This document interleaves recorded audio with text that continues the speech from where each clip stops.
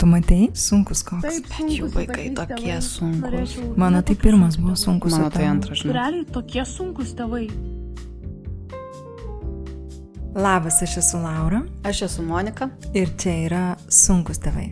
Tinklalaidė skirta mamoms ir tėčiams, kurioje kalbėsime apie tėvystės iššūkius bei dalinsimės praktinėmis priemonėmis, kaip padėti savo auginant žmogų. Kaip patirti tėvystės džiaugsmą ir tapti lengvesniais tėvais savo vaikams.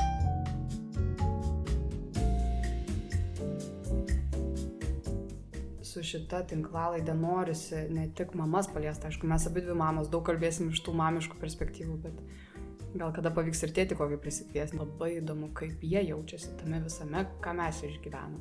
Iš tikrųjų, tai šito podcast'o esmėgi ir buvo susitikti, pasitikti tos žmonės, kuriem dabar, nėra gerai. Kai supranti, kas po kuo slypi, supranti, kad vis tik tais ne vaikai sunku. Tai, ką tu privalai, tikrai privalai suteikti turbūt savo vaikams, tai išmokyti juos būti su savo emocijomis. Ir jeigu tu pats nemoki, tu turėjai mokytis. Čia, man atrodo, tu man šitą ir sakei frazę, kad aš bijau ne tai, kad mano vaikai ant manęs pyks, Taip, bet kad jie pyks per mažai. taip, jisai taip sakė, gavom labai gerą komentarą iš garsisto, sakė, iki šiol nieko neaišku, kas Laura, kas yra Monika, bet aišku, kad jos turi labai daug problemų. Vyram yra tokio storio, centimetro storio knygutė, pasiruoškite būti tėvais. Tai jeigu tuos instrumentus turėčiau tada, aš pavydžiu savo dukrai tada. Žinai, aš depresiją žiūriu taip labai vienareikšmiškai, kad tai yra kažkas užspausti, dažniausiai kas pyktis. Ir taip išeina, kad tu vaikas su to vaiku ant rankų. Trūksta to įsakymo gerbk savo vaiką. Mūsų vaikai bus dar kitokie, dar labiau pagarbus.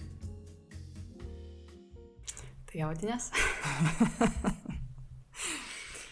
Taip, aš sunki mama. Reikės eiti nelengvą kelią. Jo, jaudinas. Šiek tiek, bet nedaug. Nedaug. Tu? Aš irgi. Nes šiek tiek baisu tos nauji visi dalykai. Bet įdomu kažkaip atėjo. Tu podcastuose būdavai, ar ne? Nekada? Ne. Okay. Pirmas. Tai aš tada čia. Jau. Tu profas. Jau 3 buvau. Oho, tai jau aišku, taip turi būti. Jo, aš žinau, kad reikia taip arti mikrofonų. Na tai ką, šokom į naujus batus. Jo, arba ant naujų slidžių. Kad galėtumėm suvaldyti procesą. Ir atsirado sunkus tėvai. Jo. Tai ar noriu pradėti, kodėl, galvoju, visai gal būtų fainai, kodėl čia sunkus tėvai ir kodėl taip toks gimė? Jo, žinai, nepaslaptis, kad aš dirbu srityje psichoterapijos, bet kūno psichoterapija šiek tiek kitokia jinai yra. Ne ta tradicinė, ne ta medicininė ta psichoterapija, bet šiaip labai geras dalykas. Labai. Jo, tikrai labai. Išbandyta. Jo. Tai turbūt tiek pati esu mama, tiek labai daug mamų sutinku, žinai, ir darbe. Dirbdama tame lauke, aš tiesiog labai daug pamatau tokio nežinojimo, kas yra negerai, ir kai nežinom, kas yra negerai, lengviau yra pasakyti, kad negerai yra out. Ne in, bet out. Jo, kažkas ne viduj, bet išorėje. Ir jeigu esu aš ir vaikas, ir kažkas yra sunku, tai turbūt, kad jis. Tai sunkus vaikai. Yra tokia aiški frazė, ar ne? Čia tai sunkus vaikas.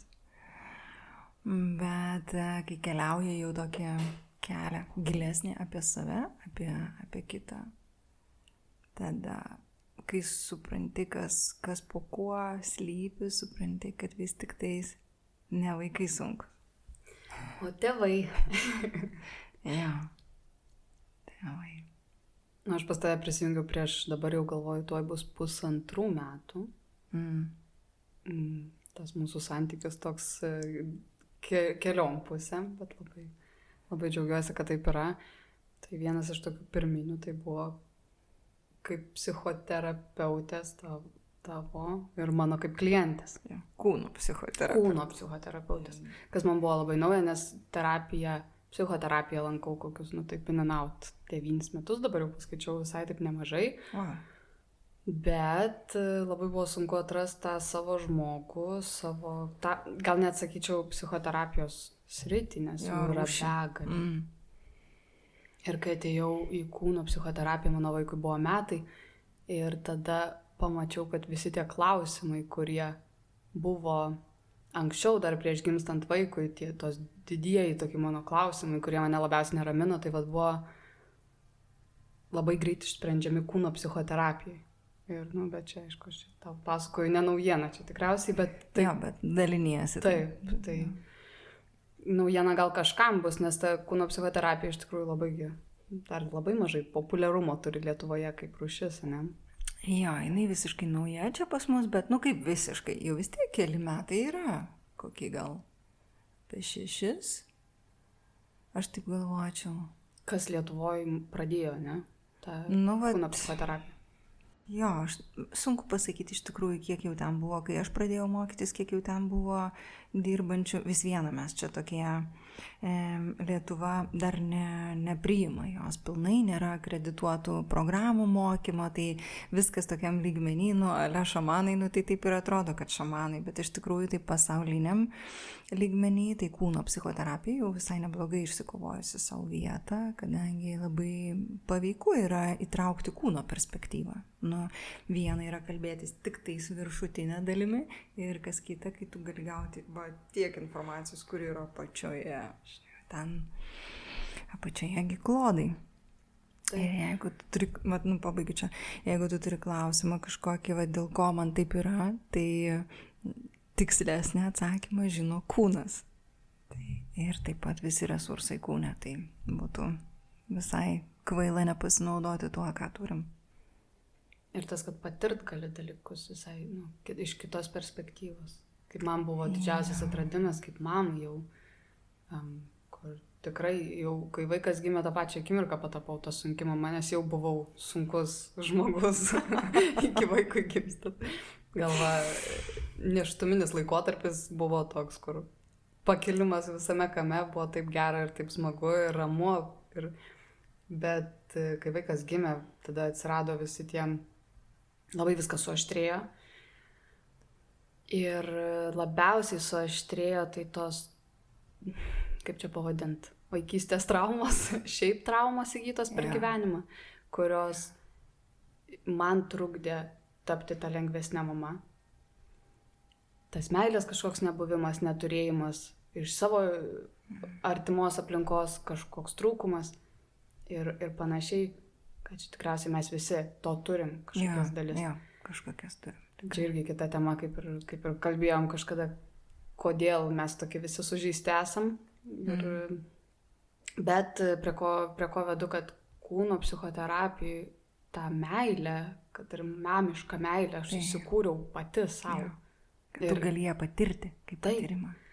Nebūnant mano biologiniai mamai šalia, aš pati galiu duoti tai savo. Ir tas man buvo, kaip ir sakai, šarlatanizmas. Aš pirmos sesijų tau ir sakai, man atrodo, aš žiauriai bijau, nes man atrodo, čia kažkokia nesąmonė. Bet visi taip galvoja. Visi taip galvoja. Labai daug kas taip galvoja. O man labai svarbu logika ir kad būtų paremta mokslu ir panašiai. Ir man fainai, kad tu ir tai pastebėjai ir tu labai daug teorijos man pradžiai duodavai. Labai su vardais, pavardėm ir šaltiniais. Ir man tas buvo labai labai svarbu. Ir kad tai yra realus dalykas. Žodžiu, bet kūno psichoterapija šiaip nuostabus dalykas. Ir per tai mes atėjom čia? Jo, labai įdomu, kad gimė šitas mūsų podcastas. Man labai faina, bet dar vis nežinom, į ką čia išauks. Bet gal būtų faina pasidalinti, kaip mes čia atsidūrėm, žinai. Kodėl mes sugalvojam tai. Žodžiu, kaip daug ką veikinti nors aš irgi tikrai sunki mama ir manau, kad net sunkesnė už tave, jeigu lygintumėm, nes tavo nėštumo laikotarpis buvo labai, kaip tu sakai, toksai šiltas ir geras. Tai aš jau ten buvau labai sunki visame kame. Tai turbūt, kad mano ir asmeninės patirties svoris labai daug ką lemia, kodėl dirbdama kūno psichoterapijoje, tame lauke, aš labai daug sukuosi į motinystę, į patį tą, motinystę, tėvystę. Gal daugiau į motinystę, tik todėl, kad daugiau mamų yra mano klientų rate negu tėvų. Bet aišku, taip nėra vienareikšmiškai. Tai labai sukuosi į tą pusę, nes taip dirbant ar ne su ta psichinė pusė, vis tiek vienaip ir kitaip tu atkeliauji pas vidinį vaiką. Ir visada žaizdose mes susitinkame trūkumą, kuris yra iš mamos arba iš tėčio, dažniau iš mamos.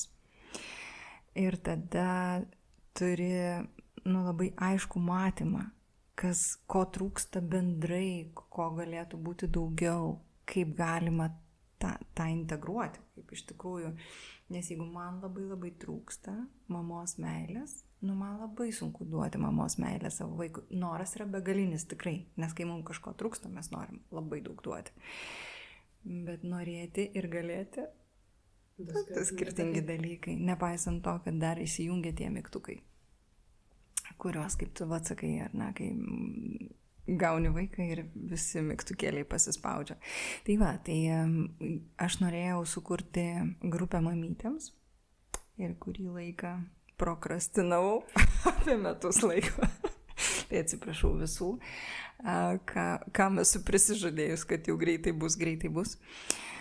Bet esu ant slenkščio ir galbūt net jinai ir bus, bet gal čia toks intro į tą mamyčių grupę, o galbūt ta mamyčių grupė bus čia, kartu su mumis, pasižiūrėsim. Ir va taip prasidėjo, kad aš norėjau kurti mamyčių grupę, o kažką norėjai kurti tu. Ar kažkoks buvo lyg tavo irgi man gal toks buvo, šiaip kadangi labai daug dirbu su įvairiais projektais ir tokio labai noris prasmės visą laiką, kad būtų kažkam tarsi atiduoti, bet kodėl aš to niekada nedariau ir net negalvau, kad tai galėčiau daryti, tai nes aš neturiu ten psichoterapinių žinių, galų gale mano amžius nėra dar tas, kur aš galiu čia eiti coachint žmonės ir sakyti, kaip turi būti, dar labai patirties mažoka. Bet susidūriau su tokiam sudėtingom emocijom ir depresija atsirado ir tikrai labai juodas laikas, iš kurio lipu. Bet kas irgi nutiko, aišku, kai gimė vaikas, buvo ten krūva niuansų, čia gal eigoje mes ir dalinsimės tuo visu.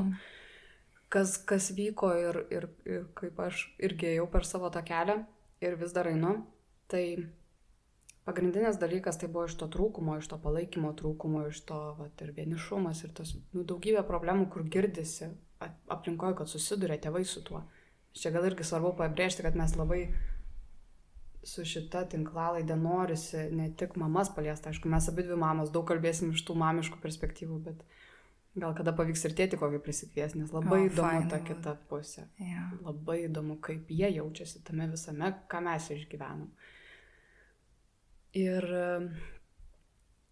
taip gimė vaikas, prasidėjo visi tie dalykai, pradėjo viskas griūti, atrodo, nes tu stengiasi perlipti per save ir duoti tai, ko tu negali duoti. Tada atsirado depresija ir aš pradėjau labai intensyviai ieškoti informacijos, kaip lipti iš to ir ką man su tuo daryti. Nes ir iki gimstant vaikui mano buvo perklausyti visi mano podcastai, knygos perskaitytos maksimaliai, kiek jų buvo ir labai stipriai ruošiausi iš tos teorinės pusės.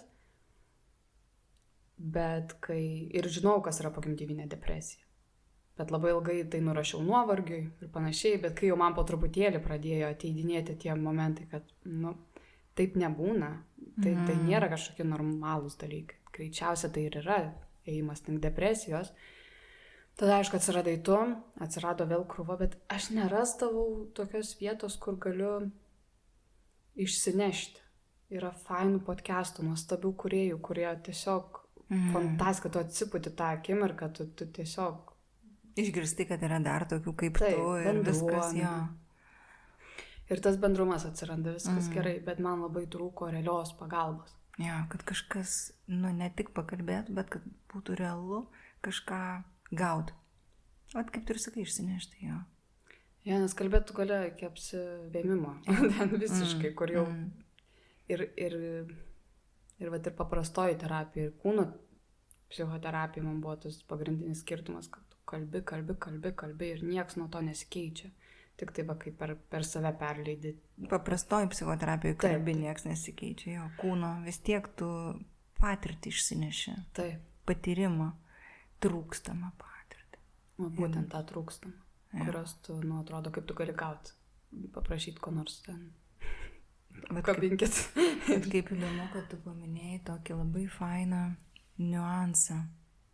Žinai, vat, aš depresiją žiūriu taip labai vienareikšmiškai. Taip negalima, bet aš vis dar taip darau. Aš žiūriu labai vienareikšmiškai, kad tai yra kažkas užspausti, dažniausiai kas pyktis. Gyvybinė energija negali tekėti ir taip toliau. Čia kažkada tikrai mes išsiplėsim. Bet toks dar vienas, koks stiprus aspektas, kur gali būti depresijos didelė dalimi, tai negalėjimas duoti to, ką tu nori duoti. Vienareikšmiškai. Geras, aš kažkaip niekada nežiūrėjau per šitą prizmę ir dabar galvoju, čia toks svarus dalykas. Ir čia yra tai, ką tu patiri beveik visada, kai tampi mama. Beveik visada. Jo, gal ne visi nueina iki depresijų, kas turi tą tokį labiau. Jo, ne visi, bet tą pojūtį, kad tu nori duoti, nežinau. Nes dažniausiai, ką mes labai labai norim duoti, tai, ko neturėjom patys. Taip. Ir ten susifokusuojam labai. Bet niekaip nėra suvokimo, kad jeigu tu neturėjai, tu duoti negali. Bet šito nežinojimas, jisai sukuria iliuziją, kad tu gali. Ir tada atsitinka tas momentas, kur tu tikiesi, kad tu gali veikti taip, tarsi tai, kas nutiko tau, nenutiko. Kad kažkaip gali ta istorija neįsipinti į tavo veiksmų planą. Kad kažkaip man, nepatyrusiai ten meilės ar palaikymo, pavyks tai padaryti savo vaikui. Bet aš galvoju, čia labai žmogiška, man atrodo, mes visą laiką gyvenime. Mes girdim tas frazes, ten jos skambios, viskas gerai, bet realybėj tu galvoji, kad apgausi tą viską. O čia taip paprasta viskas. Tu tiesiog, yra tokia taisyklė ir taip tiesiog atrodo, veikia mūsų smegenis. Ir tu niekaip neapgausi, jeigu nepradėsi su to dirbti ir nepradėsi kažkaip atrasti dalykų, kurių neturėjai. Ir sėdi tame taške ir viskas. Ir tik sunkiai metais. Su metais greičiausiai, ne? Gailiakas.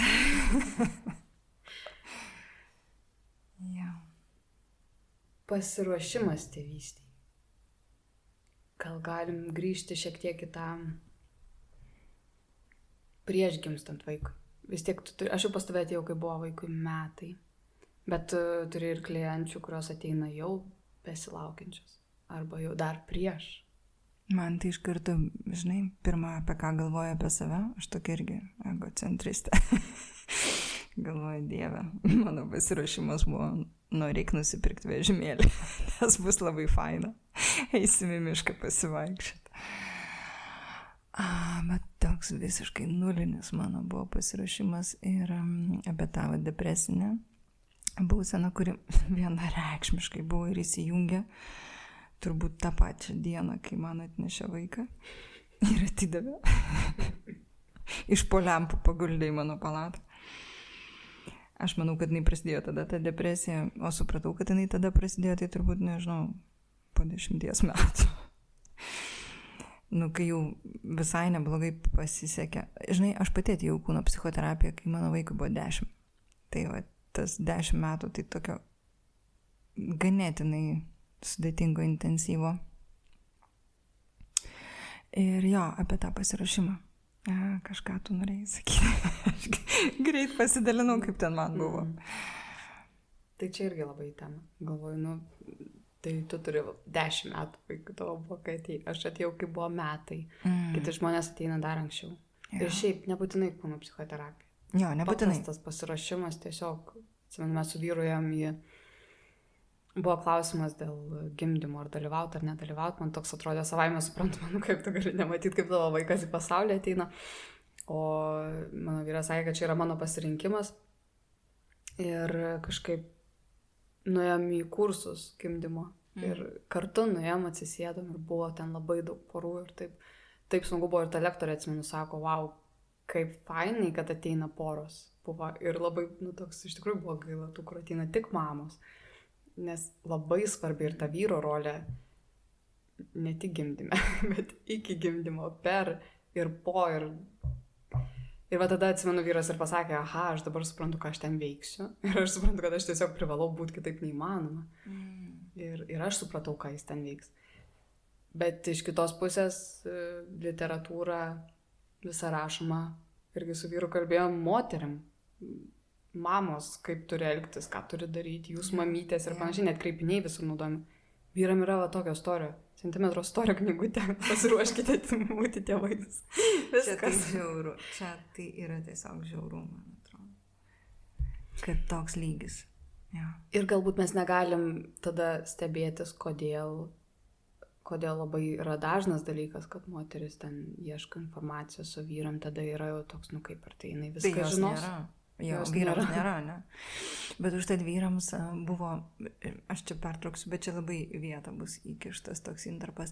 Atsimeni, buvo kažkelintais metais stotelėse, netgi buvo reklama Tėvystė veža. Ir tarsi toks labai didelis kvietimas buvo tėčius įtraukti į patį procesą.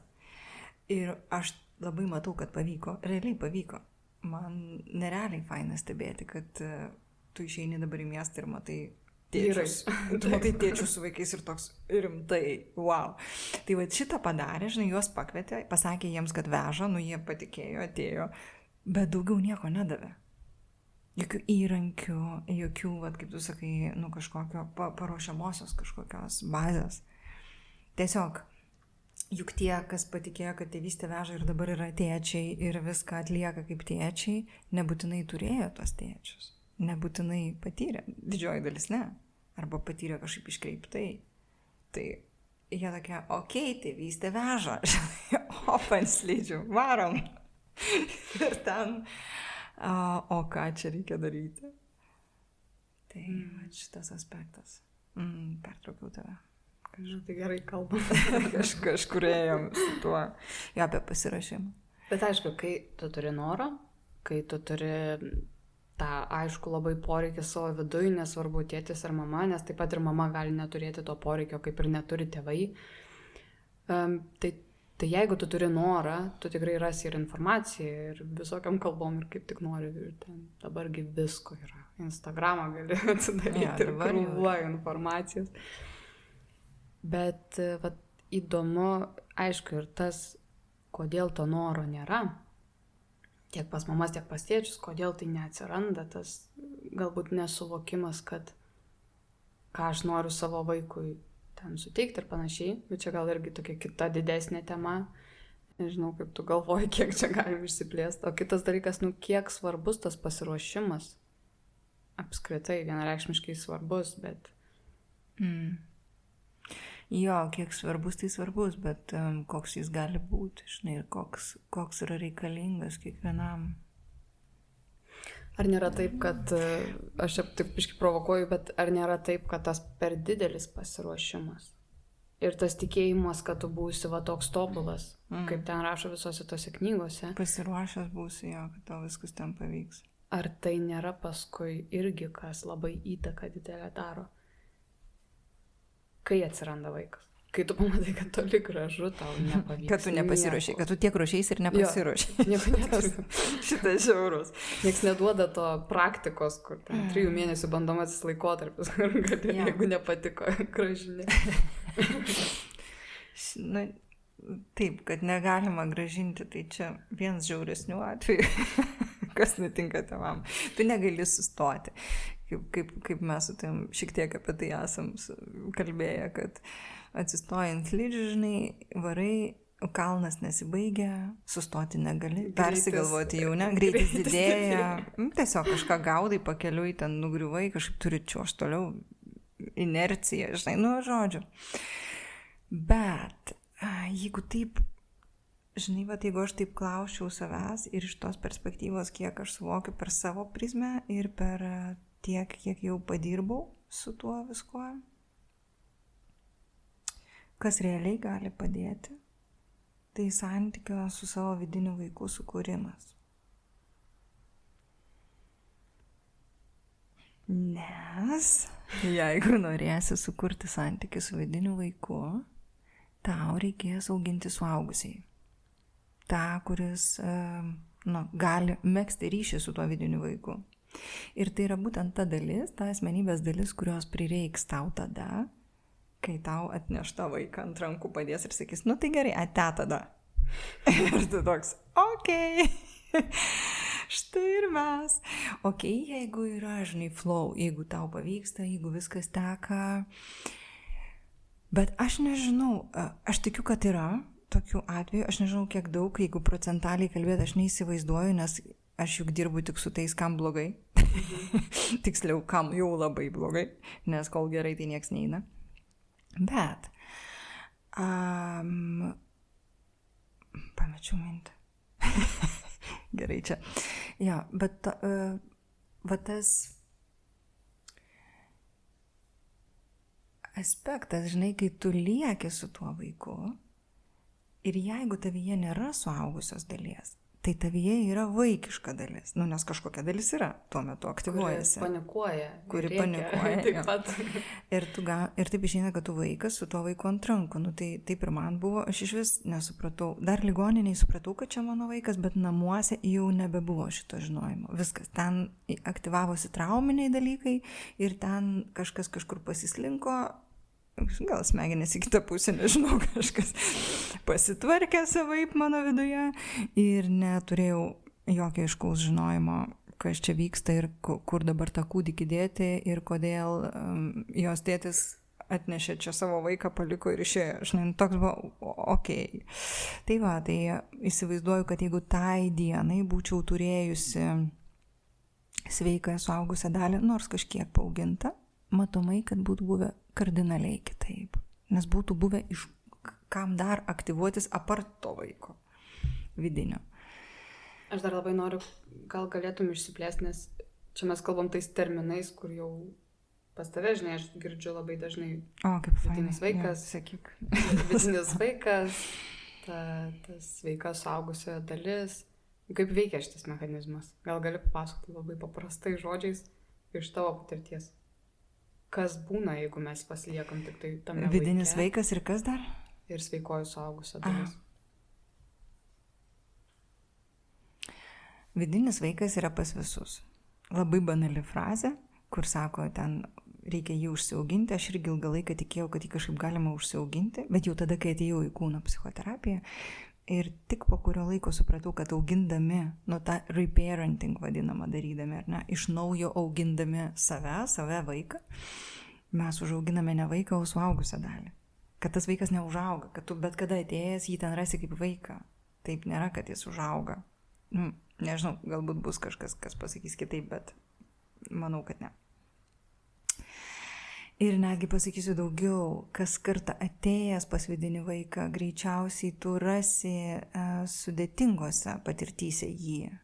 Nu, tokį gal sugniuždytą ar pažeidžiamą kažkokį, ar ne, taip nebus, kad tu ateidamas pas vidinį vaiką vis daugiau jam duodi ir ten ateini po 3 metų susitikti su savo vidiniu vaiku, o jis tik laksto pievom ir drugelius gaudo. Greičiausiai ne.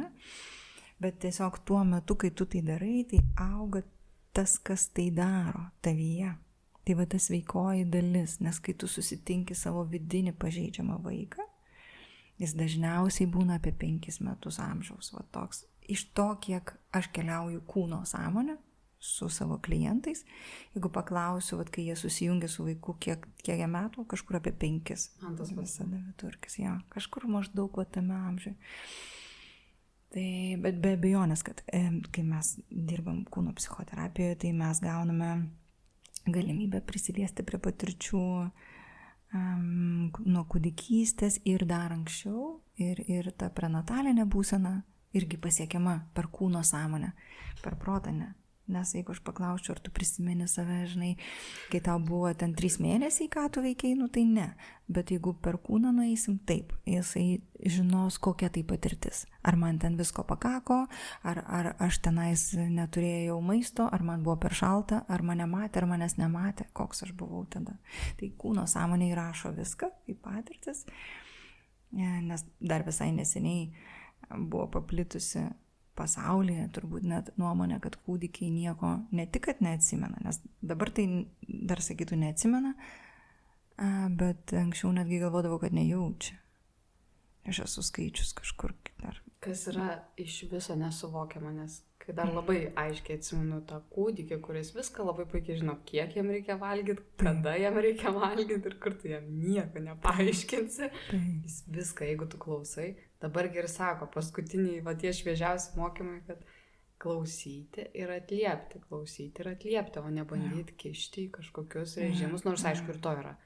Vėlgi priklauso nuo situacijos, jeigu ten lėliukas neatsikelia pavalgyti, tu turi jį pamaitinti, bet vis tiek, jeigu tai yra vaikas, kuris rodo savo poreikius, tai tėvų darbas tik tai klausyti ir atliepti, nieko daugiau. Ir gyvenimas tampa paprastesnis, kai tu nesistengi ten viskus kontroliuoti. Bet tai čia tas pats, ką grįžtant prie tos temos, kaip tu sakai, paaiškinti vidinio vaiko ir vidinio suaugusiojo, tą metamorfozę, žinai, kaip tas atrodo. Tai klausyti ir atliepti. Tai, ko nepadarė kažkada kažkas, kada jis darė maksimaliai kiek galėjo, bet faktas, kad niekam nepavyksta pilnai. Jo, ir tos trauminės patirtis lieka. Tai klausyti ir atliepti. Vietoj sunkus tėvai klausyti ir atliepti. Tai tam, kad tu galėtum klausyti vidinio vaiko, vis tiek tau reikia jungtis prie kūno sąmonės. Aš neįsivaizduoju, kaip tą daryti, nepajungiant kūno, nes kūnas atstovauja vaikišką dalį, protas dažniausiai atstovauja suaugusioje dalį. Ta mama, sakysim, labai dažnai sutinkama, kad žmogus ten, kūnas jau rodo, kad ten labai nori į tualetą, ar net ten... Taip, norėjau sakyti šitą patį. Noriu nutraukti čia dabar ir reikia į tualetą. Protas, tipo nesąmonių čia nešnekėk, žinai, pakentėsi, kas čia dabar. Tai iš karto tu gali matyti, kaip užaugo tas žmogus, kaip jo poreikiai buvo atliepiami ir kaip į juos žiūrėjo suaugęs. Tai proto atsakas į kūno poreikį bus būtent ta pačia intonacija, būtent tuo pačiu, tas pats braižas visiškai. Ir čia jokių aukštųjų materijų. Ne, čia visiškai nieko paslėpta, viskas. Ir prieš 1,5 metų aš irgi supratau, kad tu turi, jeigu tu nori į tualetą, tu turi nueiti į tualetą. Ir tai nuo to ir prasideda viskas. Ar visada nueini, Monika? Ne visada. Aš prisipažink visiems, kad netiesa, kad tu jau pasiekiai tą lygį, kur labai priklauso savo poreikį. Nes... Dabar ypatingai to trūksta, kai vaikas mažas, kad tu savo poreikius atlieptum ir kai pradedi suprasti, kokia svarba yra tų poreikių atliepimo. Ir kai tu supranti, kad kartais yra tos situacijos, kur tu negali, manau, tai irgi grįžtant prie, sunkių emocijų, depresijos, bet kokas kelia tą svorį. Ateina tas dalykas tiek mamom, tiek tėvam, kad tavo visas gyvenimas pasikeičia ir staiga tavo poreikiai nebetampa apie apskritai jų nėra. Viskas nebe apie tave, nes ypač su pirmais vaikais, tai šitas žiaurus momentas. Viskas tik apie tave, tik apie tavo poreikių tenkinimą. Daugiau paskui kažkaip tarsi nėra tų poreikių.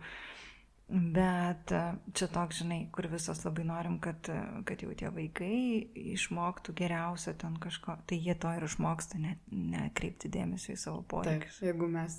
Nes mes tą darom. Ir aš nuoširdžiai keliauju žemyn slidėmis šitoj vietoj, nes iki šiol nieko gero man labai ten nepavyksta atliepti savo tų poreikių ir toliau varau, randu būdų, kaip būti savo tokia neatliepiančia, žinai, vis dar man pavyksta tai. Ir žiūriu, kaip mano dukra, jau jai dabar 16, įsibėgėjus daro kažką labai panašaus. Aš taip, bet sakau, vaikeli, tai gerai, tu ten spėjai viską, bet pailsėti. Mama mano yra labai užimtas, žinok, schedule, žinai, viskas čia užimta. Ir aš į ją žiūriu ir galvoju, kažką man tai primena. Sveiki atvykę, tai man pavyko išmokyti savo vaiką. Negirdėk savo poreikių. Ne, gal ne vienareikšmiškai, dabar vis tiek po truputėlį. Galiu stebėti, žinai, kad atsiranda toks, kad jinai bent jau gali, nejausdama kaltės, žinai, ten pasivolioti. Nes aš prisiverčiu pamatyti tą ir pasakyti, o kaip tau faina, tu ten voliojas, žinai, tinginiauji. Nereiškia, kad aš galiu. Bet bent jau galiu pamatyti, kad, jai pavyksta jėga, nors kažkam iš mūsų.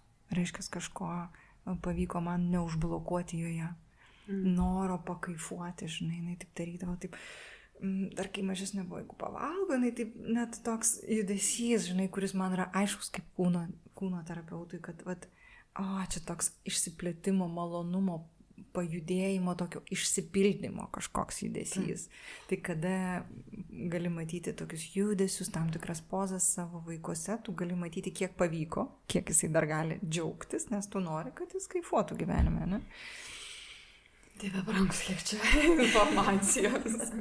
Ir kaip neįmanoma. Ir irgi toks mintis atėjo, kad labai šaunu, jeigu žmonės auga pakankamai sveikose šeimose, kur galbūt net ir tuos pagrindus žino, kaip emocijas valdyti savo ir panašiai, ką su jom daryti ir ten. Gal negeras terminas valdyti emocijas, išbūti su emocijom, man neturėtų būti. Susibalansuoti, yra kas gauna tai iš šeimos, bet tie žmonės, kurie negauna, tai čia yra basicas, tai ką mes mokinam 1 metų vaiką, ten 2 metų vaiką, tai ką mes dabar stengiamės duoti, mes to neturėjom, bet ką noriu pasakyti, kad tą suaugusi vis tiek augina, kaip savo vaikai geriausi mokytojai, ne vėl tokia skambių frazių čia popuri pas mus, bet iš tikrųjų gal ir yra tas, vaikai labiausiai moko, nes jie ir priverčia mūsų save kaip vaikus grąžinti į tą patį tašką. Kai jeigu vaikui 2 metai, mes labai panašiai jaučiam tai, kas mums buvo, kai mums buvo 2 metai ir tas patirtis išgyvenam labai labai panašias ir mes šitą ir šeimoje labai jaučiam. Mano patirtis vienas, mano vyro kitas, bet mes tas ypač trauminės patirtis, yra ir tų gerųjų žinoma, bet ypač trauminės patirtis labai skaudžiai išgyvenam su vaiko amžium. Ir tarsi atrodo tas auginimas savo vidinio vaiko, jis ir vyksta per savo vaiko auginimą. Tai man labai gaila, kad ypač vaikas pirmas, kad mano pirmas vaikas turi mane tiek užauginti, kad aš galėčiau būti jam mama, bet jam jau bus 18 metų, 20-25, kol aš ten atrodo galėsiu būti normali mama. Nebūtinai. Arba nebūtinai.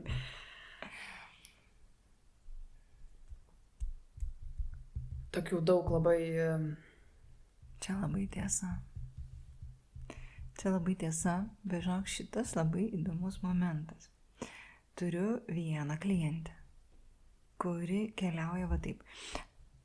Aš labai garsiai sakydavau ir čia jau jaučiausi galinti taip garsiai kalbėti, kad pirmiausia, tu turi pajusti savo vidinio vaiko, nesakysim, skausmą, kad galėtum suprasti, to išorinio, to tikrojo vaiko skausmą. Arba, kad pirmą tu ateini į ryšį su savo vidiniu vaiku ir tik tada gali artėti prie to išorinio.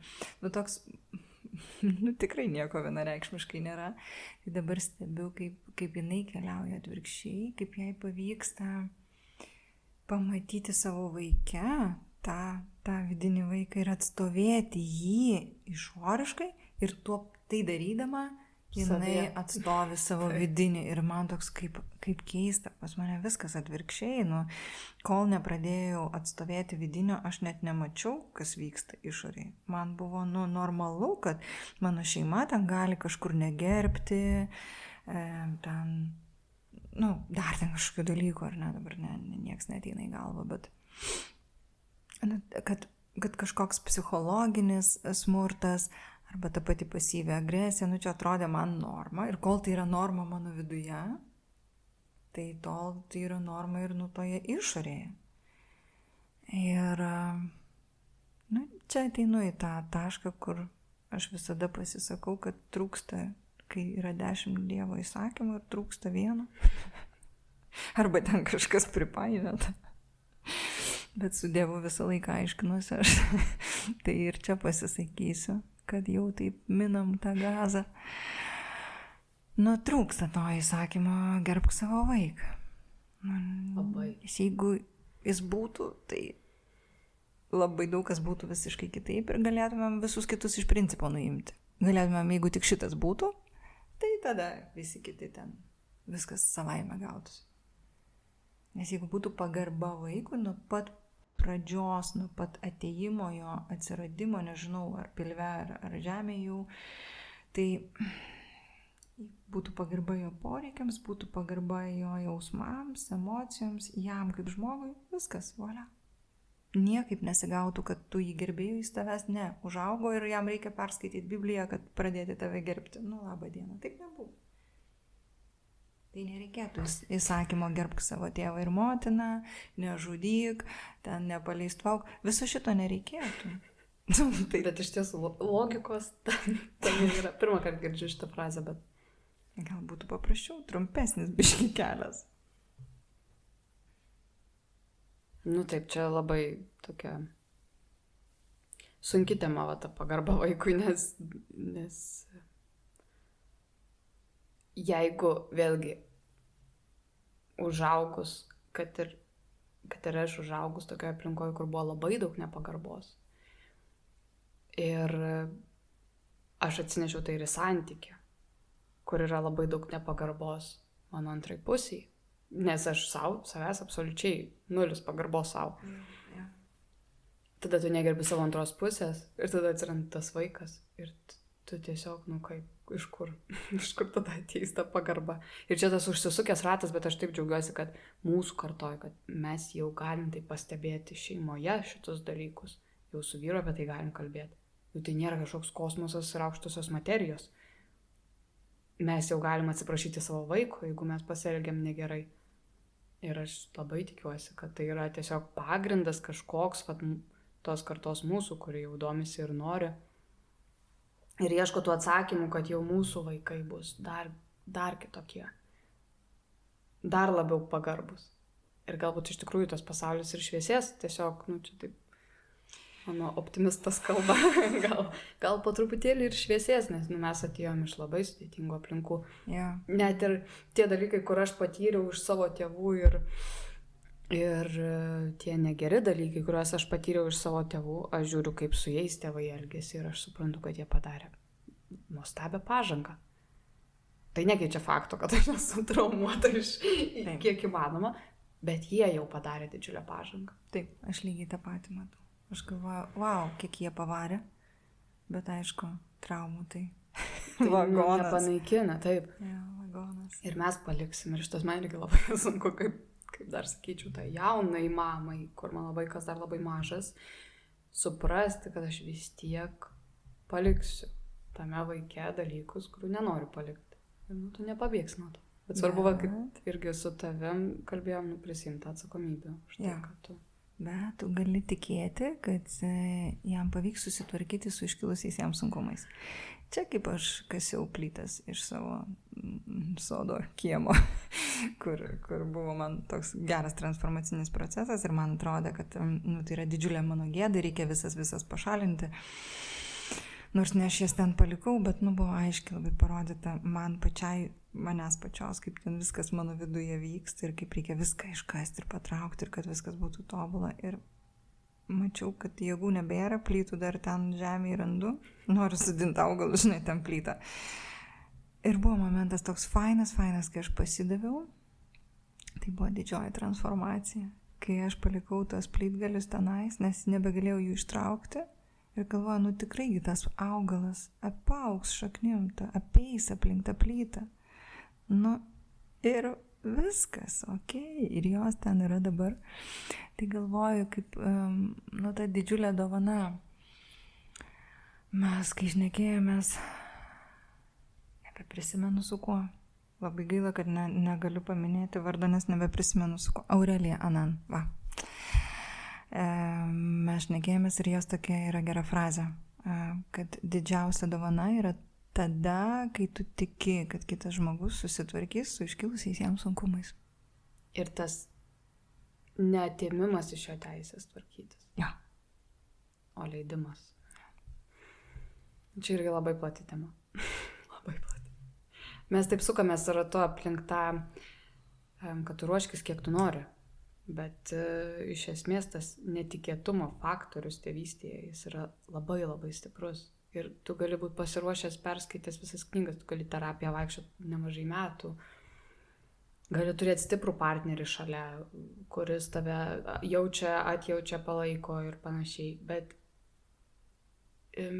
tas, netikėtumo faktorius, kai gimsta vaikas, jis vienaip ar kitaip ištinka visus. Ir ką su tuo daryti, žinai. Tai čia gal ir yra tas mūsų, ką su tuo daryti. Tai tu, kaip atstovi psichoterapijos to lauko,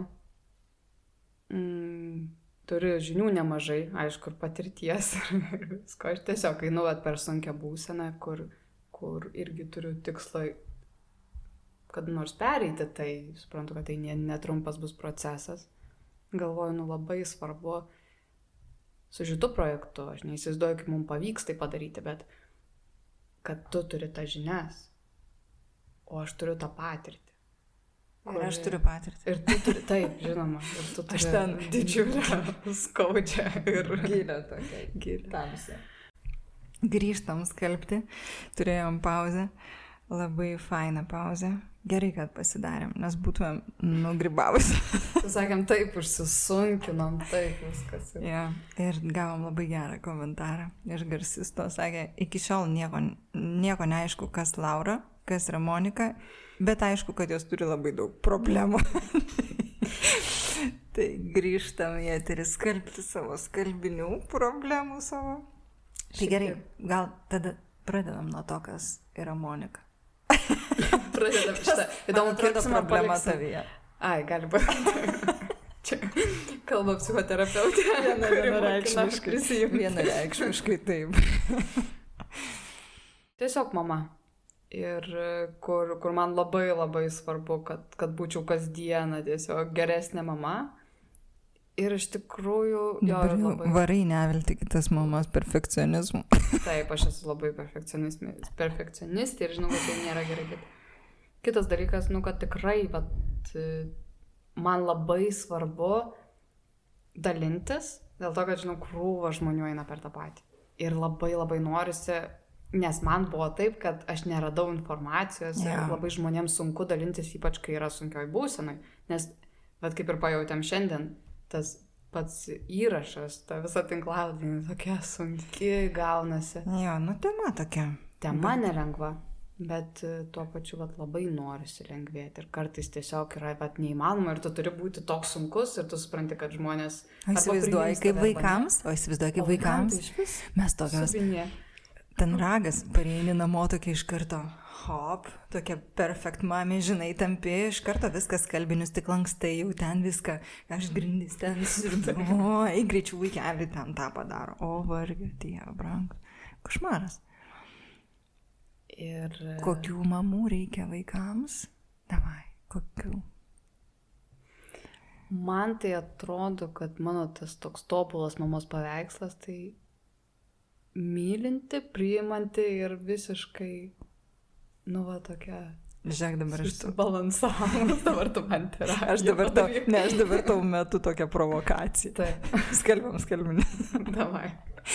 Dabar tu pasakai, koks yra tavo, tobulos mamos paveikslas, į kurį tu eini, kur tu nori būti.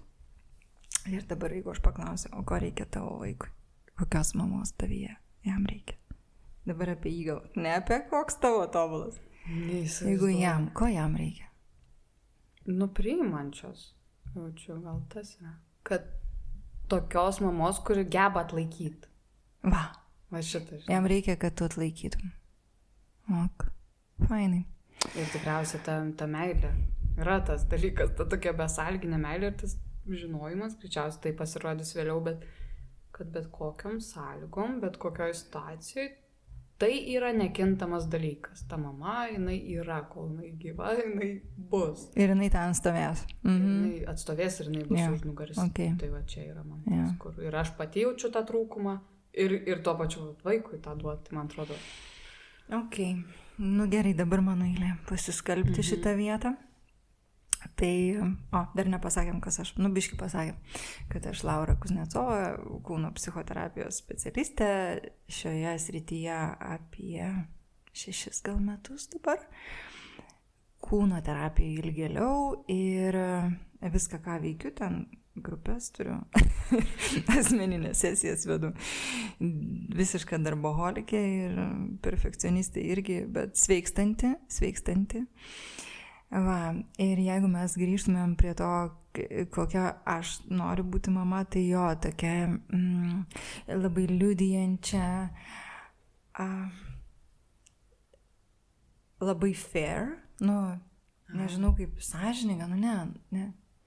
Teisinga, vat kažko tokio atrodo. Ir tik nesužeidžiančia, tokia minimaliai, vat kuo mažiau sužeidžiančia, ne, kad, žodžiu, tai kas mano, kad, nesitaškyti savo reikalais. Bet jeigu paklausčiau savęs, ko reikia mano vaikui, tai vienareikšmiškai pasakyčiau, kad jai reikia, kad aš juokčiausi.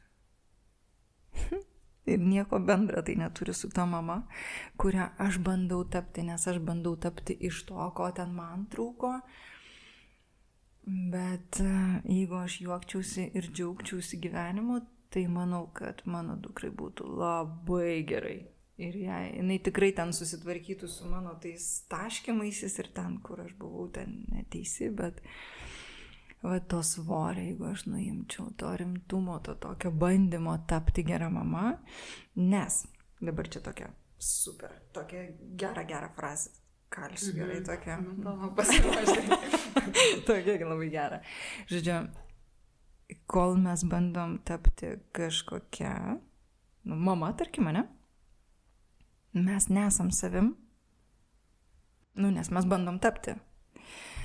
Ir kol mes nesam savim, mes negalim susitikti su savo vaikais. Tai tiek žinių. Galim baigti tinklalaidę. Viskas šūdas, nieko nebus. O laikas taip bėga. Kol mes ten stengiamės. Ir šitas irgi kaip sunku suvokti, kad velnės, kol aš čia vaduojuosi, kaip Taip. Kol ten bandai užsiauginti savo vidinį vaiką, tai tas vaikas užaugs. Taip. Bet visa esmė, kad žmonės ieškotų tos kažkokios pagalbos, kad ieškotų įrankių ir kaip yra ten tos krūva teorijų ir yra tikrai faktas, ir tu pati kalbė apie tai, kad kokius svarbus yra pirmieji pusę metų vaikų ir panašiai, bet absoliučiai niekada nėra vėlu. Absoliučiai niekada nėra vėlu tiesiog imti ir daryti, kaip ir tu pati, sakai, kad 10 metų buvo tavo vaikui, kai tu atėjai į kūno psichoterapiją. Buvo siaubekas visiškai. Nes, kodėl buvo tai baisu, nes aš atėjau kūno psichoterapiją ir aš atėjau jau mama. Jeigu aš ateičiau dukra, tai būtų viskas aišku, kas yra velnias. Kad mano mama, jinai viską blogai padarė ir kaip negerai. Bet aš atėjau jau mama ir jau 10 metų mama ir tada paaiškėjo, kad aš irgi toks pats velnias. Buvo visiškas ragas. Ir tada paaiškėjo, kaip daryti negalima. Ir kaip dabar atsimenu. Aš dar tada rūkiau, ir aš taip sėdžiu kieme ant bordiūro, taip rūkau. Ir galvoju, šūdas viskas yra. Man viskas aišku, kaip daryti negalima. O kas man parodys, kaip daryti reikia? Ir tai buvo tokia desperacija ir tokia neviltis. O kai tu ateini į kūno psichoterapiją, man atrodo, kad paprastoj psichoterapijai nebūna šitos bangos, bet kūno psichoterapijai būna, nes pakyla pyktis.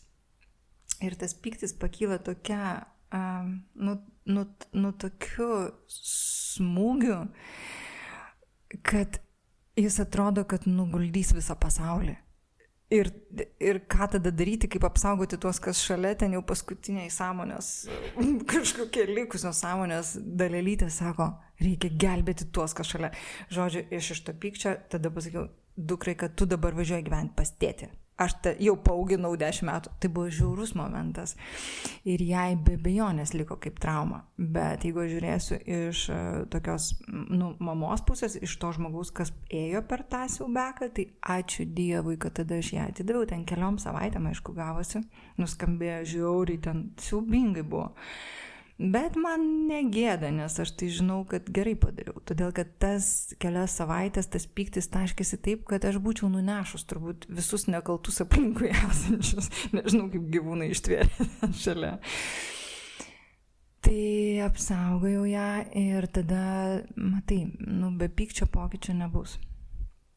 Čia ta liūdnoji žinia. Čia atsimenu, aš atėjau mokytis ir ten nuskambėjo tokia frazė, kad jums teks supykti ant savo tėvų. Ir aš kaip dabar atsimenu, galvoju, nu jau ne. Nu jau aš tai tikrai ne. Ir maždaug, jeigu nesupyksite ant tėvų, tai pokyčio nebus. Kažkaip ten taip nuskambėjo. Ir aš galvoju, jetau, aš pokytį kaip nors kitaip pasieksiu. Aš apeisiu maždaug šitą, tai jau aš tikrai apeisiu sistemą, aš galiu, žinai, aš moku. Ir gavosi, kas gavosi, tas pyktis atėjo laiku ir vietoj, žinai, bet taip nešė, kad atrodė, kad viskas bus. Bet viskas tvarkoja. Štai aš, štai mano vaikas, gyvena su manimi ir jai galima pykti. O iki tol tai tikrai jokių būdų aš jai neleidau. Negalima. Jis sutikdavo visišką stop. Su savo pykčiu jinai man buvo labai nepatogi. Bet per tą pokytį jūs šiai dienai turit santykį. Taip. Ir turit, tokį santykį, kur, tiesiog jis yra kažkoks apčiuopiamas. Taip. Kur daugybė žmonių neturi santykio su savo tėvais, bet jūs turit ir reiškia įmanoma. Taip. Būtinai. Ir nebūtinai iki 10 metų, tikriausiai įmanoma ir kai suaugęs. Jeigu tau dabar, žinai, tektų mama, kuri dabar keliauja į kūno psichoterapiją ir tokia ateina pas tave su savo sąmoninga dalimi, kaip tau atrodo, tau ką atneštų? Net sakyčiau, nebūtinai gal kūno psichoterapija. Nebūtinai. Nebelenkas, terapija. Taip, psichoterapija. Nes belenkas, tai mes žinom, ką tu gali atsidaryti Facebook'e, sraute, ir tas belenkas, nes mano mama irgi klauso belenkas šitą vis dar. Ir man papasako, kaip reikia. Bet tik pakraupstu ir toliau, žinai. Taip, nebelenkas. Negerai išsireiškiau, taip, bet tikrai nebelenkas yra pavyzdžių, kur belenkas labai pridaro daug. Jo. Bet taip, jeigu tai yra psichoterapija, kažkokia terapija, apskritai terapija, jo. Tai kiek tau bebūtų metų, jeigu tavo tėvai atsineštų, tą pačią akimirką. Jeigu ateitų ir tu pajaustum, kad tai yra tikrai tas motina ar tėvas, kurie ateina ir tave yra pasiruošę priimti kaip žmogų. Ir ką mes kalbėjome apie tą pagarbą. Tave pasiruošę gerbti kaip žmogų. Ne kaip kažkokį dalyką, kuris ten kažkaip atsirado ir turi tau paklust, bet kaip žmogų viskas pasikeistų tą pačią akimirką. Aišku, prarasti ten tie metai, bet tai yra visiškai dzin. Tai dėl to ir labai gerai. Jo, viskas šviesu, nieks nepatikėkit, kad mes čia apie tamsą. Čia netiesa. Čia pabaigoj podcast. Netiesa, viskas bus gerai. Kad ir kaip yra dabar. Ne, iš tikrųjų, tai šito podcast'o esmėgi ir buvo susitikti, pasitikti tuos žmonės, kuriem dabar, nėra gerai. Tai mes gal, ir kviečiamės visus pas save. Mes iš tikrųjų ir norim pasikviesti ir kalbėtis, ir dalintis, bet ne tik kalbėtis, kad iš tikrųjų duoti kažką kaip įrankį, kas padėtų susireguliuoti. Čia jau mano įsijungimo iš tą vietą nėra, aš nesiruošiu būti praktikų kažkokia dabar guru, bet tavo patirtis ir tavo tie įrankiai, kuriuos tu turi, krūvai žmonių keičia gyvenimus. Ir norisi jos tuo podcastu. Tokį turim sprendimą, kad turinys, šitas pirmas podcastas, galbūt kažkiek toliau vėlgi dalinsimės. Čia yra nemokamas pirmasis, bet po to turinys bus mokamas, nes bus įvairūs planai, bus įvairios praktikos, kuriomis tu dalinsies ir matom tikrai didelę vertę ir norim, kad tai būtų vėlgi prieinama daugybei mamų ir tėčių. Kad tada, kai tau iš tikrųjų reikia į kažką atsiremti, žinai, kai tos dienos tokios sunkios būna, negali atsidaryti kompo, žinai, eisiu į psichoterapiją dabar, žinai. Taip neveikia. Vis tiek tu susiplanuoji tą psichoterapiją, kad ją iš vis eiti, turi suprasti, kad tau jau jos reikia. Čia turi būti pakankamai blogai. Turi būti labai blogai, jo. Tas kelias ilgas, žodžiu. Bet tą dieną, kai tikrai yra šikna ir nežinai, ką daryti, ir jauti, kad yra riba, arba tu visiškai nesupranti, kas tu jam darosi.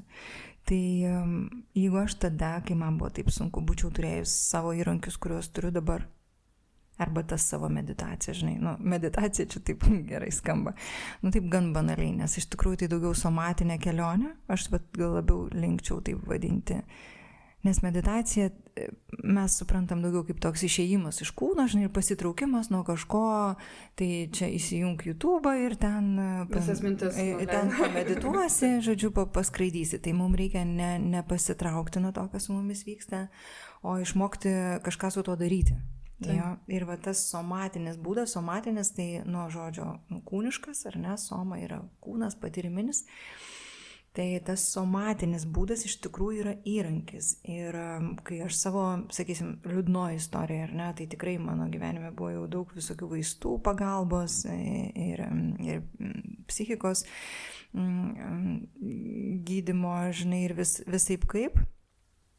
Tai somos suvokimas, va to resurso arba to kūniško resurso, ne, atradimas leido man atsitraukti nuo tų vaistų ir nuo to visko, kas ačiū Dievui, kad yra, nes kartais tikrai labai reikia, bet tai leido man turėti papildomą įrankį, kuris puikiai veikia ir aš galiu susireguliuoti. Ir aš dabar žinau ir pasitikiu savim, galiu eiti į gan didesnius dalykus, ar ne, ten, nežinau, patraukti iš savo aplinkos, ten, narcisistinės asmenybės. Nu, come on, aš anksčiau mirčiau už baimės, dabar aš galiu tai daryti, nes aš žinau, kad aš atlaikysiu. Taip, man bus baisu, taip, aš galbūt ten sviruosiu, kažkas ten man darysis, bet aš žinau, ką aš darysiu tada. Aš nueisiu savo kūną ir kaip aš ten būsiu ir kaip aš kas įvyks, ar ne.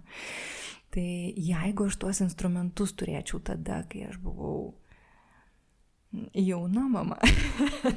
Nebūtinai, nu tiesiog dabar aš jau sena mama ir jau turiu tos. Gal nesena. Bet, nu, tokia. Pagyvenus mama. Gerokai pašliaužiujus. Visokia tokia. Tai jeigu tuos instrumentus turėčiau tada, aš pavydžiu savo dukrai tada. Nu, nes kaip fainai būtų jai buvę. Nu, kaip gerai. Ir man pačiai faktas. Bet man labiausiai gaila, nu, dėl to, kaip jai reikėjo būti su manim, nes aš tikrai buvau sunki mama, labai sunki mama. Ir tik atėjusi šitą jau kelią, bet dar girdėdama, kad ten iš savo mamos, žinai, tavo vaikas, žinai, ką pastebėjau? Tavo vaikas nenori plauti indų. Ir aš, žinai, išsigastu ten, o Dieve, mano vaikas yra kažkoks blogis, jis nenori plauti indų ir aš kažkokia dar... Reikia man padirbėti, kažkaip pasistengti, aš kokia bloga, žinai, ir ten krentu į tą gėdos liūną. Bet jau buvau pradėjusi šitos mokslus ir, žinai, ir jau kūnas buvo mano, jau jisai buvo pas mane. Jau po truputuką jis tapo tokiu, nu, psichika susijungia su kūnu, ne tik šiaip kūnas, žinai, bet atsirado tas psichikos, tos asmenybės dalis. Ir tada aš važiuoju, žinai, padėjau ragelį tokia, važiuoju, o jinai prižiūrėjo vaiką, kol aš buvau išvykus į Rygą dirbti. Ir važiuoju namo ir tokia, galvoju, bet palauk. Nes pradėjau abejoti, jau buvau atėjus į pykčio tašką tėvams, kur galima įsivaizduoti, kad jie nėra, su jais nėra viskas gerai. Tai. Kur jau supranti, kad ten buvo šūdo, žinai. Ir tada tokia abejonė, bet palauk. O tai kokie vaikai nori plauti indus? Kur tie vaikai? Jinai, mano mama, buvo toks vaikas, kuris toksai sėdi. O nesuplovus man indų. Žinai, kaip fainai įsiplauti indų. Tai supratau, kad šūdas, tai tada galėjau skambinti, žinai, atgal ir sakyti, klausyk, sakau, tu taip jau nenusišnekėk, nesakau, vaikai tai iš vis jie nenori plauti indų. Ir va tas, neatsimenu, kaip aš atėjau, žodžiu, nukrypau, ne? Kažkur. Bet čia man atėjo mintis, kol tu prisiminsi Gabor Meitas, taip? Nu, aš Mate vadinu. Gabor Mate. Kadangi aš tik skaitau tą vardą, tai gali būti su... Tai irgi jis yra psichoterapeutas, skaitosi, taip? Ar psichiatras? Ir psichiatras. Ir man atrodo, psichoterapeutas ir dar daugybė ten. Labai daug dalinasi ir socialiniuose tinkluose ir jo turinys iš tikrųjų labai toks. Jis yra mano guru visiškas. Man labai jis patinka irgi, kur sakė, kad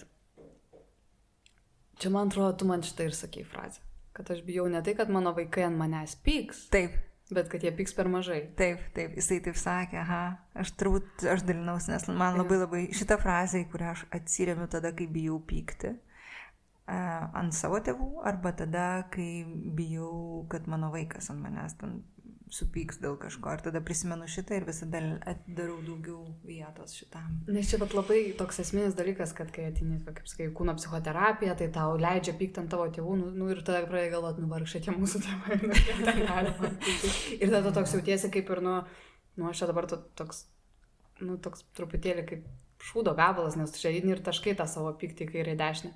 Bet to pačiu, kai supranti, kad darydamas tai, arba tiesiog leidimas ir savo vaikam pykti ant tavęs yra labai stipru, kad jis gali nenorėti, jis gali pykti. Ir čia ir yra tas progresas, kad tu leidi tam vaikui. Vėlgi, grįžtame tą pačią pagarbą. 11 Dievo įsakymas pagarba savo vaikui.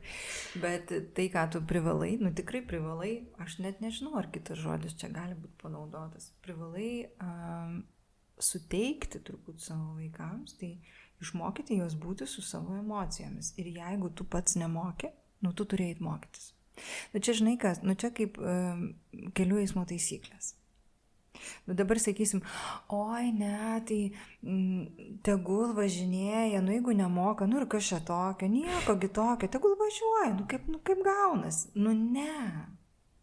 Taip ir čia, žinai, mes norim būti minkšti ir šnekėti viską fainai tėvams ir juos padrasinti, bet čia ta vieta, kur aš labai griežtai noriu, čia labai griežtai esu.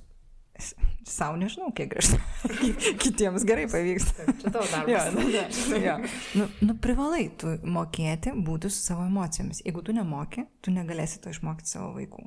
Tu darysi taip, kada jisai supyks, tu pasakysi, eik į savo kambarį ir ten mokykis būti su savo emocijom. Ir jis toks vienas užsidaro, jam 4 metai, žinai, ir jis ten mokosi. Kaip plaukti, žinai. Mokosi užgniaužti. Ryte, žinai, sakai jam, žiūrėk, sūneli, tau jau 4 metai, matai upę, eik ten ir kol neišmoksi plaukti, negrįžk. Tai čia tas pats yra. Nusiųsti vaiką į kambarį, jeigu jisai supyko, arba verkia, arba jis pajaučia apmaudą, arba dar kažkas. Ir jeigu tu nemoki sėdėti su savo apmaudu, greičiausiai labai šudinai tvarkysies su savo vaiko apmaudu. Bet čia aš būtent tą pasirinkau, nes čia mano ta dobytė, žinai, tai kur aš... Mano irgi. Kada mano dukra jaučia apmaudą, man prasideda toksai bangavimas, žinai, kaip jūrai, kai didelius laivus banguoja. Tai man atsitinka.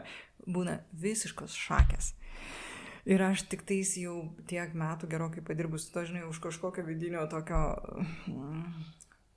stiebo užsikabinu ir suprantu, kad apmaudas yra normalu. Apmaudas čia nieko baisaus, mes išgyvensime. Ir kad jinai galėtų kažkaip... Aš dar net negaliu jos išmokyti to. Bet tai yra tikrai tai, ką aš privalau išmokti ir tu privalai ir mes visi privalom. Tai yra privaloma. Taip kaip, jeigu tu nori vairuoti mašiną ir tu turi išmokti kelių eismo taisyklės ir tai yra privaloma, tai aš manau, kad jeigu tu nori užauginti vaiką, kuo sveikesnės psichinės būklės, tu privalai turėti pats skilsus ir išmokyti jį būti su savo emocijomis. Kaip tą padaryti? Mes jums padėsim. Ne, juokauju, viskas eigoja.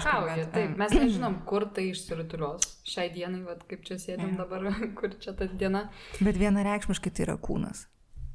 Tikrai. Ir tas, kad mes papezėsim kažką, galbūt kartais pasikviesim žmonių, kažkokių įdomių temų, gausim, labai norėtumėm ir iš tų, kas klauso, buvo čia beje apklausa irgi, bet išsiplėsim tikriausiai kitą kartą, bet buvo apklausa būtent mamoms. Jo, ir ten gerų temų, labai gerų, labai ačiū mamoms, kurios pildė mano apklausą, pažadu vis dar padarysiu tą seminarą, nemokamą, tikrai padarysiu, tik tais turiu irgi ilsėtis, tai bandau, bet fainai, Monika, tu pasiūlei ir tikrai džiaugiuosi, kad jeigu tai pavyks, daryti keisus. Kaip čia vadinasi tie dalykai? Net nežinau, kaip vadinasi, tokia yra mintis, bet čia... Susirinkom diletantės, čia darysim keisus dabar. Bet įdomu yra tie keisai. Man pačiai labai įdomu, nes kadangi ir mes čia kalbam toks. Tai keisai, jo, tavo keisas, mano keisas, jo, mes nieko čia neslėpiam per daug. Bet labai įdomu, kas iš to išsirotulios, iš tos minties, nes Tai gali būti nuo to, kad tai yra tiesiog pokalbis su žmogumi ir kuris realiai deda ant šito ar kito stalo tą savo kaip yra ir tiesiog mes galim eiti per tuos pavyzdžius nes per pavyzdžius lengviausia suprasti viską, be tų visų beletristikų. O kitas dalykas tai yra, ir ta pati, nežinau, kiek tai įmanoma būtų įgyvendinti tą kūno psichoterapinis ėjimas per žmogų, bet tai jau yra toks, nežinau, čia gal sudėtinga šitą padaryti ir labai būtų gal ir intimu. Klausimas, ar tai realu, bet labai faina patys keisai ir būtų labai faina, jeigu mes galėtume dar kviestis žmogų ateiti su juo. Tai žodžiu, jeigu tu esi mama. Arba tėtis. Mažai tikėtina, kad tėtis bus toks drąsus, bet būtų fainai labai irgi. Tai nors gal aš čia taip neteisingai vertinu. Ne, gal neteisingai, gal garsistą prisikalbinti. Būtų labai fainai, kad tėčiai ateitų irgi. Iš tikrųjų, tai kai aš pradėjau dirbti, aš net ir pati nelabai dirbau su vyrais. Dabar tikrai turiu aš savo vyrišką auditoriją, galima sakyti. Man labai patinka, kad vyrams, kad vyrai pripažino, kad jie turi problemų. kad jie turi emocijas, žinai, ir kad jie turi lygiai taip pat, tokią pačią psichiką ir tokį patį kūną, kad taip nėra, kad emocija yra moteriškas dalykas, kad vyrai jas turi, patiria, lygiai taip pat gniaužia, gal net dar sudėtingiau ir jų iš tikrųjų, jų situacija šitoje temoje yra dar sudėtingesnė, nes iš jų reikalaujama, kad jie nerodytų nieko, kad jie nejaustų. Nes jeigu jis ten bijo, tai jis bailys, visiškas ragas šitoje vietoje. Boba, pavyzdžiui. Jeigu ten čia yra šitas irgi, kur jeigu tu darai kažką, tu čia boba. Ten, kai jie skatinami nebijoti, tai kosmosas. Tada tu jiems bandai pasakyti, tu nebijok. Augini berniuką, tu nebijok. Reiškia, kad tu neturėk nervų sistemos, bent jau autonominės jos dalies, nes baimė yra natūrali reakcija į dirgiklį. Privaloma. Tiesiog, jeigu jos būtų šakės, tave sudraskytų meškos. Jeigu eini tokia, pamatai mešką, nieko nebijai, adrenalino nėra, eini, labas meška, viskas ragai būtų. Trumpai gyventum.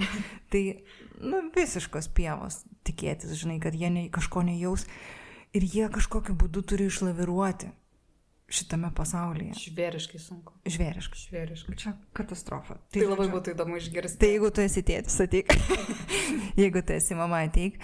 Gal ne tiek, kiek ateik. Bet gali tikrai... Čia dabar rytoj, bet pasidalint savo rūpimais tais klausimais, tom rūpimom temom, kurias galima aptarti ir galima pakalbėti ir Laura tikrai atsakys. Laura tikrai atsakys į klausimus, visus klausimus mums gali rašyti. Kur jie gali rašyti tos klausimus? Facebook ir Instagram. Rasite kaip sunkus tėvai, o platformai Patreon rasite ir šitą įrašą, jis yra dabar prieinamas visiems, tačiau taip pat planuojam greitų metų papildyti ir Laura parengs instrumentus, ten įrankius. Su savimi greitai čia ir dabar. Ir intensyviai galvojam apie turinį, apie tai, kad būtų įdomus, kad būtų pratimai tie naudingi ir... Pratimai čia garsiai pasakai. Pratimai. Atsikeli ryte ir pratimukai tokie. Baisiai būdavo, eik tu mokyklą, prisimenu iš karto, kaip ateidavo mūsų auklėtoja, faina, bet tada bijodavo už jos. Be aš visų bijodavau. Žodžiu, jinai ateidavo ir taip žvilgsniu parodavo atsistoti, paskui atsisėsti, nieko nesakydavo šitoje vietoje, tiesiog žvilgsniu parodavo. Įsivaizduoji, mes suprasdami žvilgsnio, kada mums visiems atsistoti ir kada mums visiems atsisėsti. Ir tada jinai atsisukdavo į lentą ir sakydavo, pratimukai tokie. Ir pilna lenta pratimukų prirašyti. Gerai, tada ne pratimukai, bet galim kaip tik pratimukus skilti. Pratimukus skilti galim padaryti. Bet žodžiu, duosim, tikrai pasistengsiu aš iš viso širdies ir žinau, kad Monika man padės. Sumontuoti. Padės. Garso takelį. Įkelti į Patreoną. Monika kaip pirmasis vartotojas padės truputėlį padės ir pakoreguoti. Taip, kaip jai, kaip klausytojai, tinka ar netinka ir ko jai ten trūksta. Jo, ir tikiuosi, kad ir jūs galėsite biški koreguoti, ko reikia daugiau, ko norisi. Bet jau dabar turiu daug meditacijų, turiu daug visokių įrankių, apie kuriuos girdžiu žmonių, ko reikia daugiau įžvalgų, tai va, daugiau keisų, daugiau tokio artimesnio turinio, žmogui artimesnio. Bet mūsų tikslas yra ne tik turinys, ne tai, kad ne tiek, bet ne tik turinys, bet iš tikrųjų pagalba. Nes jeigu jinai bus prieinama, tai galbūt kažkas prašviesės. Galbūt nebebūsim sunkus tėvai. Ir po kelių metų, va čia, šitame ekrane bus lengva tėvystė. Žinai, kaip man sakė paauglystė, kai atėjau pasisverti ir sakė, nes buvau tokia prie stambesnių ir man labai toks kompleksas buvo dėl to. Bet kur ta riba neaišku, kur tu ten dar prie lengvesnių ar prie... Ar lengvas, tai man žinai, kaip sakė, apysunkia. Tai mes po kažkiek laiko būsim apysunkiai tėvai, o tada jau gal ir lengvi. Jo, bet jeigu nusibrėšim tikslą, tai bus vėl keliausim į tikslą. Tai gerai, keliaujam lengvai, kviečiam visus dalintis. Jeigu jaučiat, kad faina, tai gal dalinkitės, kad ir šito podcastu, dalinkitės su tais, kam jaučiat, kad gali būti aktualu. Tikrai turit visokių draugių. Pažįstamų mamų, pavyzdžiui. Mamai. Arba tėčių. Tokį podcastą apie tėvystę. Ir mes labai norim šitą turinį kurti. Bandom padaryti, kad kainos būtų prieinamos kuo platesniai auditorijai. Ir kad žmonės turėtų galimybę gauti tą informaciją. Tai kiek ten? Vilniaus kavos puodelis, aišku, žinai, žiūrint priklauso nuo miesto. Bet dar žinai, ką prisimeniau, iš marketingo pusės, būdavo toksai klausimas, kodėl pas mane, kodėl tam žmogui to reikia ir kodėl pas tave jisai turi tai pirkti, žinai, jeigu pirkti. Bet iš tikrųjų, aš galvoju, gal kitaip nuskambėtų šitoje vietoje, kodėl aš jaučiu, kad mes galim tai daryti, kodėl mes apskritai čia esam, šarlatanai, atėjom čia. Ne, iš tikrųjų tai todėl, kad kai man tapo pasiekiamas tas pasaulio kūno psichoterapijos lyderių turinys, kai aš pradėjau mokytis pas juos tiesiogiai, nes atėjo pandemija, atėjo online'as ir tada visi tie mokytojai, kurie super gerai varo pasaulyje, jie tapo prieinami. Todėl, kad tu gali būti tose grupėse online.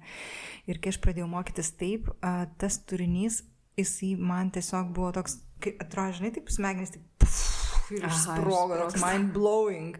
Ir aš supratau, kad jeigu tai žinotų visi, kas tada būtų, tai turbūt dėl to, kad aš žinau labai daug, aš taip vertinu labai daug šitoj srity ir jau tos patirties tikrai yra daug, nes aš darboholikė, tai dirbu labai daug, labai daug žmonių, net kažkada prisimenu, kolegos sakė, tu tiek gali daryti ir jo, aš darau, dėja. Nežinau, kiek dėja, bet jo. Bet daug tu turi, aš žinau ir porą žmonių, kas pas tave eina ir į asmeninę tą terapiją, tai dėl ko man irgi labai patinka, nes tu turi daug informacijos ir tu gali labai skirtingai su ją žaisti ir ją pliusuoti skirtingus dalykus, skirtingom auditorijom. Tai man irgi norisi tokį, iš tavęs ištraukti. tą gėrį, tą turinį, žinai, ir sukramtytą ir lietuvių kalbą. Ištraukti ir tiesiog, kad jis būtų. Ir čia mano irgi toks, kaip ir mano, tai dalindamas irgi jaučiu, kad sveikstu kiekvieną dieną. Ir tas yra, ir plus, jeigu tu dar jauti tą prasme, kad su tuo dalinimusi, tu kažkam paskai, nu taip, nesi tu vienas šitam pasauly, kuriam va taip yra. Ir tai gal net tai blogai yra, kaip žinai, kaip ir kalbėjom. Ne tik tai, kad... Bet jeigu slėpsim po stalu, bus nieko gero. Nieko gero. Ne, po stalu nebelaikykim, tiek to jau dėkim viską ant to stalo, visi kas, ką turim. Ir jeigu kalbėsim atvirai ir drąsiai, tai aš tikiu, labai tikiu, kad legalizuosime visas sunkiasias emocijas, legalizuosime, kad netiesa, kad visiems tėvam čia labai lengva ir visa šita nėštumo laikotarpis drugeliai skraido, nes labai daug moterų gauna visišką šoką, kai tampa nėščios ir ten nieko bendro su drugeliais nebūna. Tai manau, kad kuo daugiau kalbėsim ir kuo daugiau mes galėsime, kuo daugiau aš galėsiu, pavyzdžiui, paaiškinti per nervų sistemos prizmę, per tą kūno konteinerio santykį su psichika ir taip toliau, aš manau, kad mes galėsime, bus aiškiau, kas vyksta ir tada tai neatrodys kaip kažkoks visiškas velnynas, ar ne, kad aš esu blogio įsikūnijimas. Tiesiog bus aišku, kas vyksta ir kas to daryti. Tai va, susitinkam socialinės tinkluose, Patreone, kur bus papildomo turinio labai labai daug, o karts nuo karto ir rašysim ilgesnius podcastus, kur paliesim kažkokių temų. Šiandien gal gilių, negilių, pažiūrėsim kaip gausis, nelabai ką čia ir suplanuosi. Gerai, tai ačiū tau labai, Monika, už šitą laiką.